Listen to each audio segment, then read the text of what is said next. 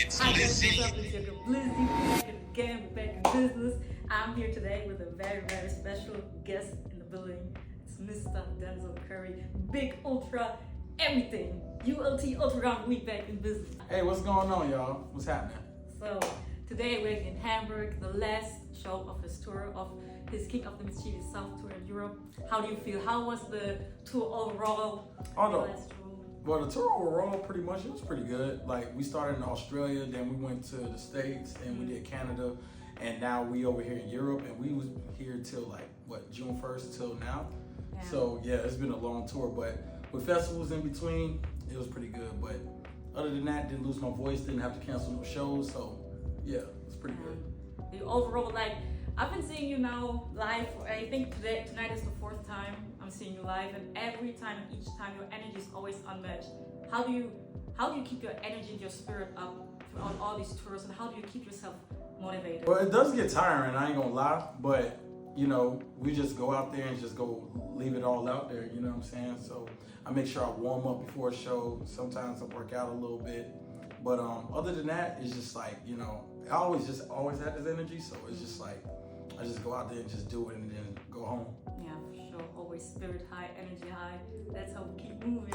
And even tonight, there was a new release, and this caught us probably all by surprise, because this release, a remix or a new feature by you with Skepta and Fred. How did this come about? Well, basically, so what happened was, like, Fred again, him and Plaqueboymax, he was on Plaqueboymax's stream, and then they was like making a beat or whatever the case may be. And they was like, you know, they was going through comments of everything of who would sound good on it, and majority of the comments had my name in it. And they was like, Denzel would kill us, Denzel would kill us, Denzel would kill us, Denzel would kill us. So they reached out, and then they sent the song, and then Skepta, they told me Skepta was going to be on it, so me and Fred was talking back and forth. And keep in mind, I was on tour when I was like making all this stuff, right? So, man, they sent it to me. I found some days off, went to the studio, and ended up laying like 2 verses down. And I guess they put the 2 verses together, and that's how it came out. And you even mentioned today on Twitter, I think, that 2 new projects are coming out. Yeah, I could tell you one. I can't tell you the other. Okay. So the second one is the solo project, but the first one is called Strictly for the Site. So that's pretty much a collaboration project between members of Working on Dying and members of Ultraground. And we just put it together, and we got a solid list of features and stuff like that. Like, we're pretty much almost done. And we've been pretty much putting this together while I was on tour and when I was like, had little breaks in between. So you're gonna hear some people that you're gonna never expected to hear, and you're gonna have some familiars, if you know what I mean. You know what I'm saying? Definitely. Is there anything like a potential release date or something that we can, I don't know, look forward to? Well, we're striving for like, maybe at the end of the year, maybe. But if not, the earliest it'll be is probably next year. Before Ultraground, you always were rapping ULT, etc. How did now Ultraground come about, also with Kenyatta and everyone involved, like the collective and what you're representing? Well, when we first started, right, so back in 2015 and everything, it was supposed to be like, they was, like, Keaton was doing the Ultraground shit first, to be honest. But it was supposed to be like, all right, like Thrax House and, you know what I'm saying, the C9 stuff, because we were doing all the ultimate ULT stuff. Like, I was ULT Denzel Curry, ULT Ronnie J, ULT JK the Reaper, ULT S. Ratty. Like, that's what we was doing. And then Thrax House, he was like, man, we above underground, we on that ultra shit. So we was just like, oh, okay. And then we did a show together at the Crocodile in Seattle.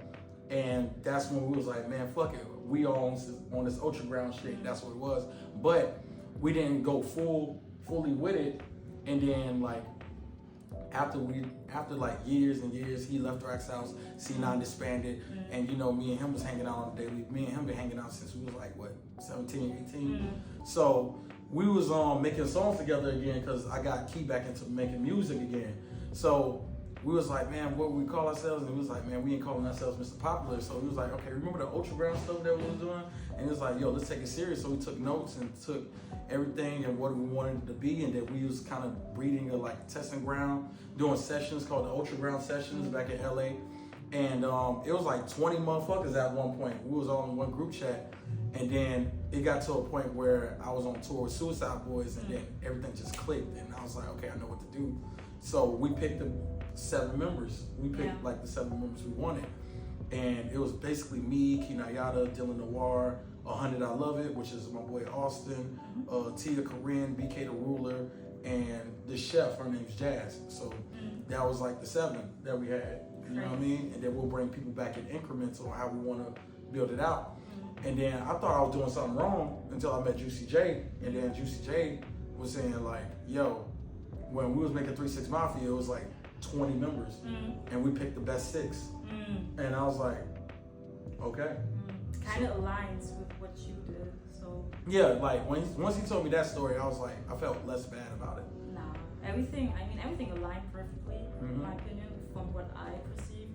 And I mean, everything is working out. The persona you embody now is basically Big Ultra, but when people are familiar with you and your discography, you always display yourself with different personas, like Zeltron 6 Billion, Teddy Cascade, whatever the case might be. Even you embodying yourself as Taboo.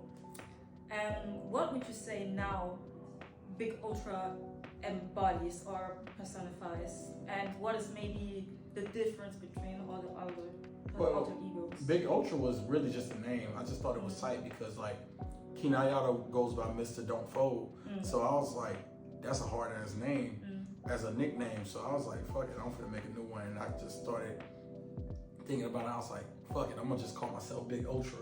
And I was like, I don't know why that sounded hard, but it's just like Big Ultra just sounds tight.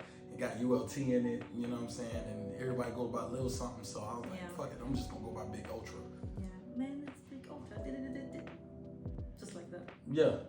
So when I came up with that name, you know, when you see like the videos with the Ultra Brown grills and the Akuma chain and all that stuff, like that was the look that I embodied, including like, you know, the locks and everything. Yeah. But it's really just a nickname. I just didn't really put a personification to it, but everybody else kind of did. So I was just like, all right, I'm just gonna run with it. Makes sense.